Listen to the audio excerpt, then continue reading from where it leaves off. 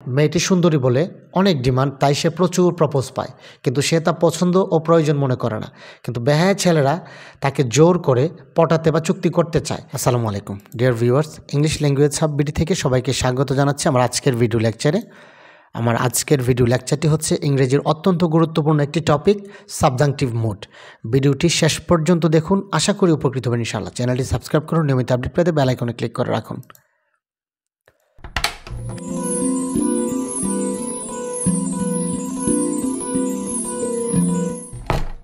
তো শুরুতে আমরা জানবো যে সাবজাংটিভ মুড কী। তো সেন্টেন্সে কোনো ইচ্ছা, আকাঙ্ক্ষা বা কল্পনাপ্রসূত কোনো ফলাফল প্রকাশ করতে সাবজাংটিভ মুড ব্যবহৃত হয়।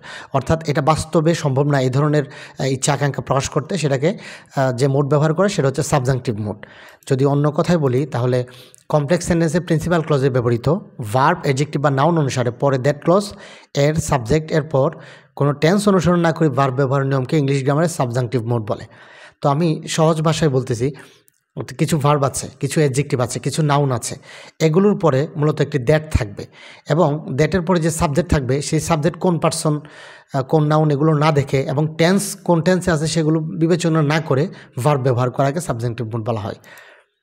তো এক্ষেত্রে প্রিন্সিপাল ক্লজের ভার্ব যে টেন্সই থাকুক না কেন, দ্যাট ক্লজের পর ভার্বের সাথে S by S, ING, past form বা ভার্বের পূর্বে অক্সিলারি ভার্ব টু কোনো কিছু ব্যবহার করা যাবে না, অর্থাৎ ভার্বের বেস ফর্ম ব্যবহার করতে হবে। এটাই মূলত সাবজাংটিভ মুড। আমরা স্ট্রাকচারাল ভিউটা একটু দেখে নিই। যেমন প্রথমে থাকবে সাবজেক্ট, তারপর সাবজাংটিভ ওয়ার্ড, এটা হতে পারে একটি ভার্ব, হতে পারে একটি অ্যাডজেক্টিভ, হতে পারে একটি নাউন। অর্থাৎ এগুলো, এই অংশটা অর্থাৎ প্রিন্সিপাল ক্লজের অংশটা যে কোনো টেন্সে থাকতে পারে। তারপরে যদি দ্যাট থাকে এবং পরবর্তী যে সাবজেক্টটা সেটা যে পার্সনই হোক না কেন, ভার্ব ইন সিম্পল ফর্ম অর্থাৎ ভার্বের বেস ফর্ম ব্যবহার করতে হবে। এটাই হচ্ছে সাবজাংটিভ মুড। তো এক্সাম্পলগুলো একটু খেয়াল করুন। যেমন we urge that he leave now. তো এখানে আর্জ ভার্ব হচ্ছে, এই ভার্বটি হচ্ছে মূলত সাবজাংটিভ ওয়ার্ড। এই ভার্বটির পরে দ্যাট আছে, দেখুন ভার্বটির পরে দ্যাট আছে এবং পরবর্তী সাবজেক্ট হি আছে। এইটা কোন টেন্সে আছে আমাদের দেখার বিষয় নেই, এবং এই সাবজেক্ট কে, কোন পার্সন, কোন নাম্বার, এটা আমাদের দেখার বিষয় নেই।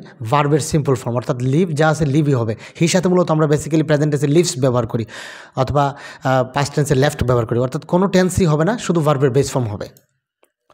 We proposed that he take a vacation, এখানে প্রপোজড হচ্ছে সাবজাংটিভ ওয়ার্ড। তো কিছু একটা নোট খেয়াল করুন।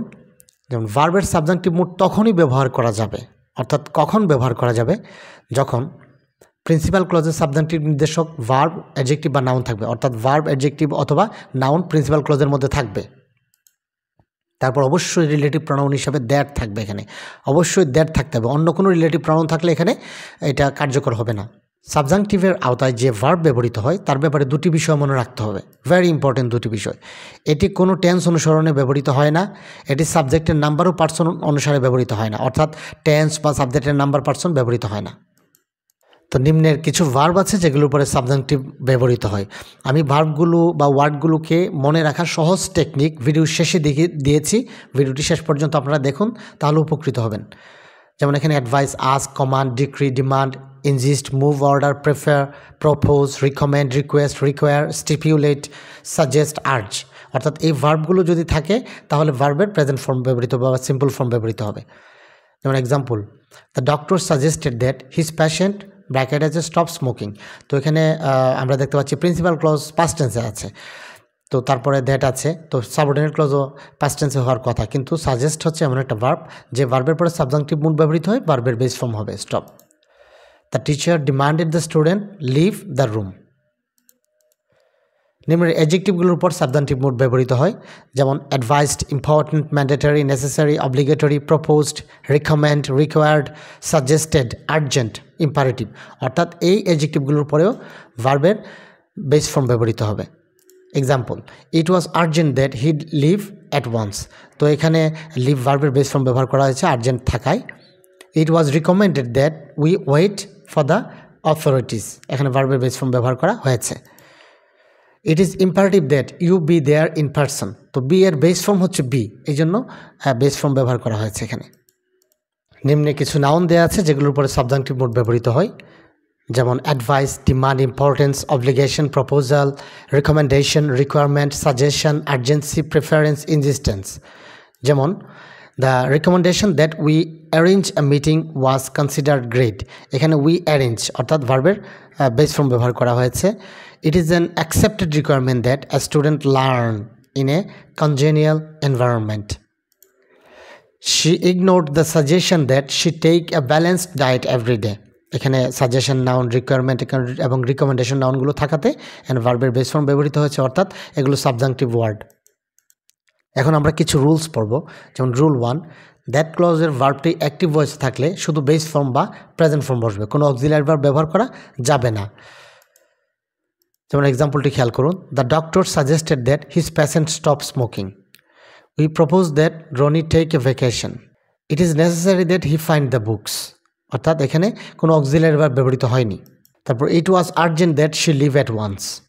রুল 2, দ্যাট ক্লজের ভার্বটি প্যাসিভ ভয়েসে থাকলে শুধু এম ইজ আর ওয়াজ ওয়ারের পরিবর্তে বি এবং ভার্বের পাস্ট পার্টিসিপল ফর্ম বসবে, আর হ্যাভ হ্যাজ এ হ্যাডের পরিবর্তে হ্যাভ বসবে।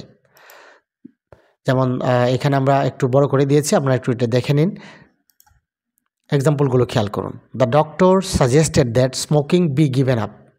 অর্থাৎ এটা প্যাসিভ ভয়েসে আছে যে স্মোকিং ত্যাগ করতে হবে। স্মোকিং কে ত্যাগ করবে এখানে সাবজেক্টে বলা নাই, সুতরাং তখন বি এর জাস্ট বেস ফর্ম বসবে এবং তারপরে ভার্বের পাস্ট পার্টিসিপল ফর্ম ব্যবহৃত হয়েছে। I propose that the whole matter be secret. The director ordered that a new camera be used to capture the panorama. He insisted that he have his lunch at home.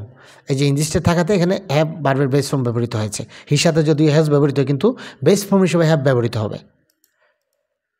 Rule 3, that ক্লজের ভার্বটি negative হলে not plus ভার্বের base form বসবে।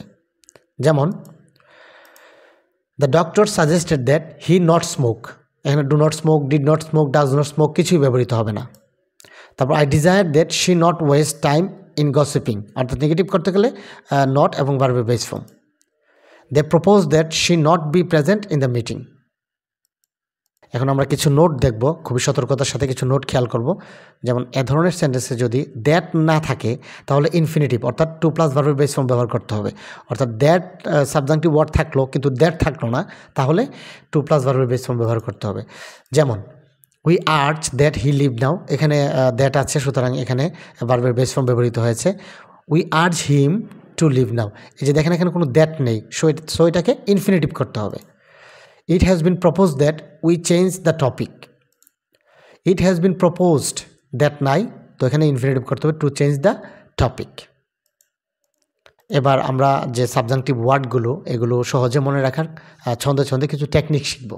যেমন মেয়েটি সুন্দরী বলে অনেক ডিমান্ড, তাই সে প্রচুর প্রপোজ পায়, কিন্তু সে তা পছন্দ ও প্রয়োজন মনে করে না।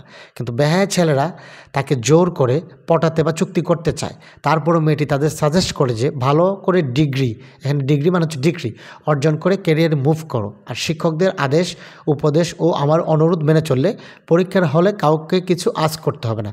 তো এই ওয়ার্ডগুলোর মানে আমরা দেখি, যেমন ডিমান্ড তো ডিমান্ডই, প্রপোজ ও প্রপোজ, পছন্দ মানে প্রেফার, প্রয়োজন হচ্ছে রিকোয়ার, জোর করা বা ঠেলে দেওয়া অর্থ হচ্ছে ইনজিস্ট, আর হচ্ছে আর্জ, স্টিপুলেট মানে চুক্তি করা বা পটানো, সাজেস্ট মানে সাজেশন, আর ডিক্রি মানে ফরমান, মুভ আদেশ মানে হচ্ছে কমান্ড, অর্ডার রিকমেন্ড, উপদেশ হচ্ছে অ্যাডভাইস, অনুরোধ হচ্ছে রিকোয়েস্ট, এবং আরেকটি আস্ক আছে, আস্ক মানে তো আজকেই।